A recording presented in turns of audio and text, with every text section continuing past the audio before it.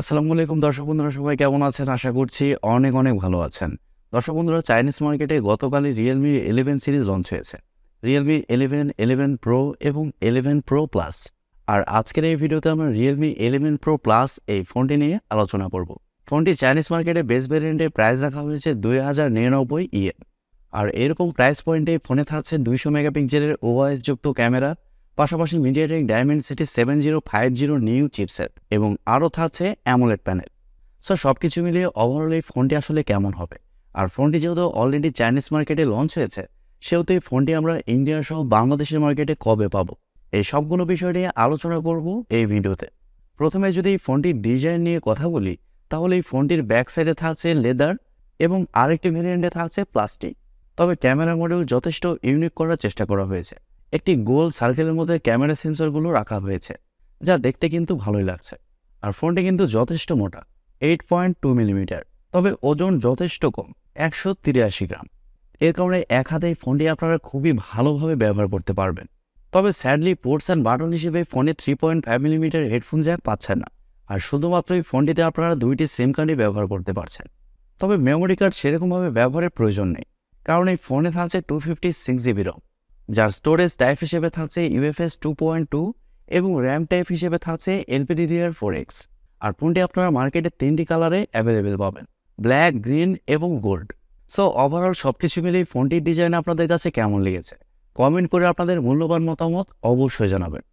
Display নিয়ে কথা বলতে গেলে ফোনে থাকছে 6.7 ইঞ্চির অ্যামোলেড প্যানেল, যেখানে থাকছে 1 বিলিয়ন কালার সাপোর্ট এবং আরও থাকছে HDR10% সাপোর্ট। আর আরেকটি ভালো ব্যাপার হচ্ছে ফোনে থাকছে ইন ডিসপ্লে ফিঙ্গারপ্রিন্ট সেন্সর, যা যথেষ্ট ফাস্ট এবং অ্যাকুরেট।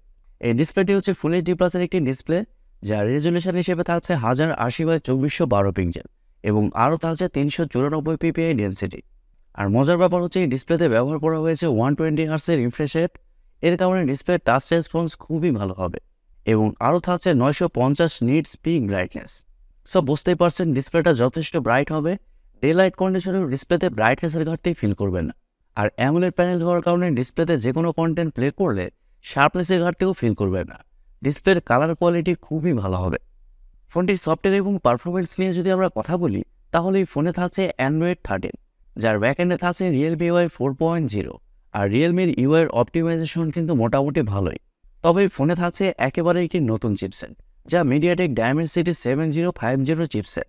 আর এই চিপসেটটি হচ্ছে 5G চিপসেট, যা 6 ন্যানোমিটার আর্কিটেকচারে তৈরি করা একটি অক্টা-কোর প্রসেসর এবং জিপিইউ হিসেবে থাকছে Mali G68। দর্শক বন্ধুরা, ডায়মেনসিটি 7050কে আপনারা ডায়মেনসিটি 1080 সাথে কম্পেয়ার করতে পারেন। বলতে পারেন 1080 ছোট ভাই এটি, যার পারফরমেন্স মোটামুটি ভালোই।